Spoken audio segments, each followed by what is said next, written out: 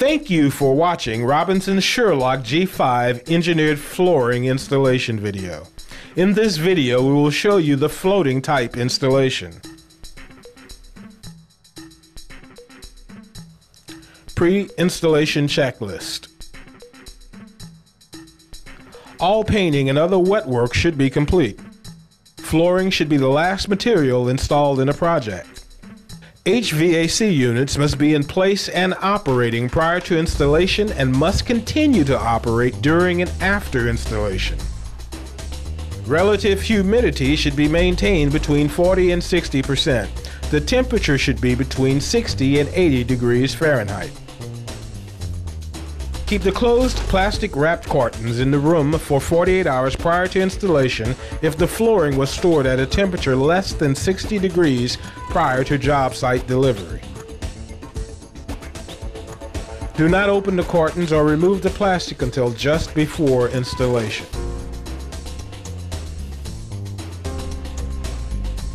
The subfloor must meet the requirements of the National Wood Flooring Association guidelines. Contact your distributor or at Robinson Lumber and Flooring if you do not have access to NWFA publications. Undercut door jambs to allow flooring to run underneath. Install a quality underlayment for the purpose of sound transmission and evening out minor discrepancies in the subfloor. Hi, I'm Joe Buckholz with Robinson Lumber and Flooring, and today I'm going to show you how easy it is to install Robinson's Sure-Loc G5 engineered flooring. Let's get started.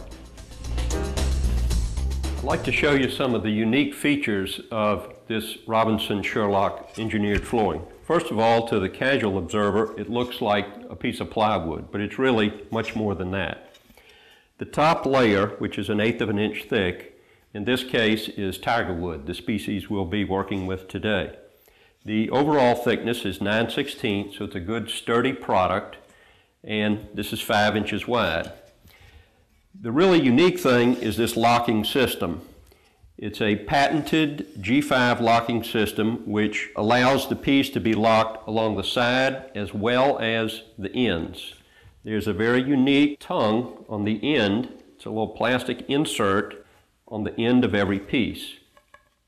When we are installing these, I'll be able to show you how this operates and how this allows the pieces to be locked together, not only on the sides, but on every end. The installation we're doing here today is called a floating floor installation. That's primarily what this product is designed for.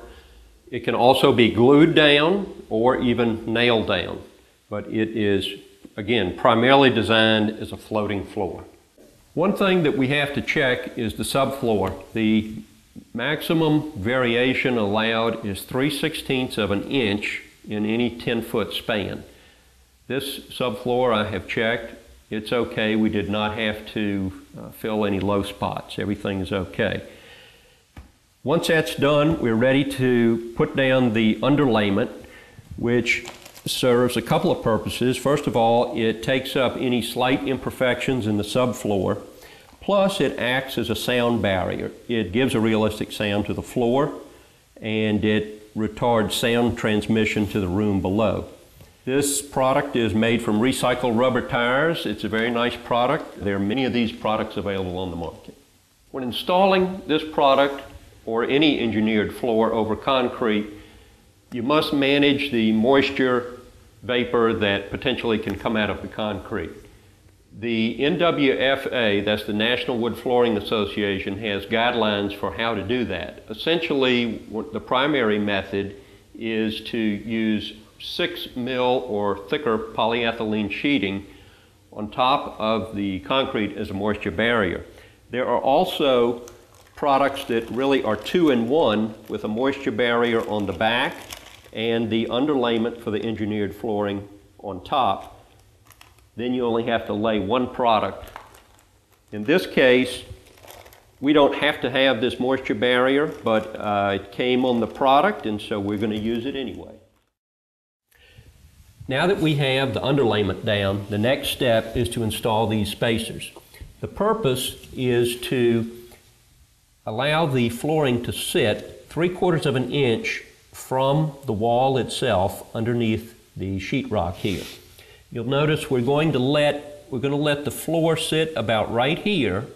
We'll have 3/4 of an inch between the side of the floor and the base here. The sheetrock is about 1/2 inch. This is 1/4 of an inch, so I've screwed these on. We will put the floor just like that.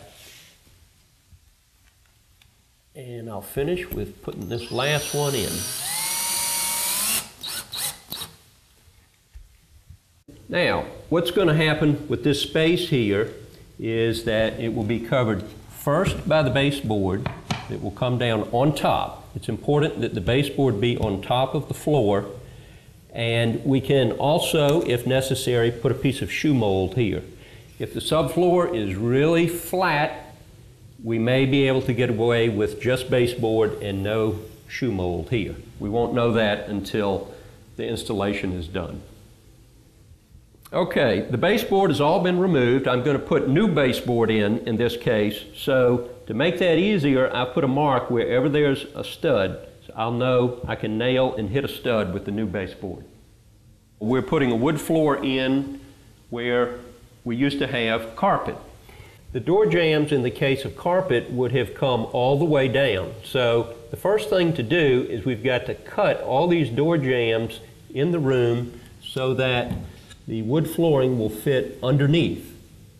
You do not want to install with the wood floor against the door jambs. It must go underneath. To do that, you can use a jam saw, which nobody has in their toolkit, but you can rent it at a home center for about $30 for a half a day or a day. I did this on a 4-hour rental and with plenty of time to spare. Okay, I've put down the initial row. I like to start with some long pieces. It just seems easier to get a good solid base. So that's just laid down right on top here, shoved up against the spacers here.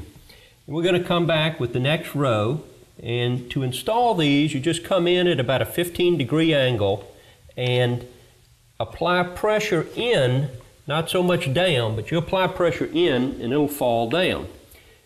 You have the two tools to have are a rubber mallet, preferably white so it doesn't mark anything, and a tapping block. Now here are two examples of tapping blocks.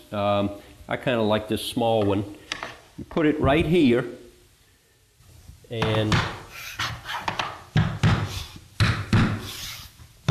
give it a few taps and it's in. Now you'll see we have this spring-loaded tongue that I talked about earlier, and when the next piece comes along, again, we go to 15-degree angle, we come all the way up to that piece and it will be able to go directly down. Now, it will sit like that until you hammer it in.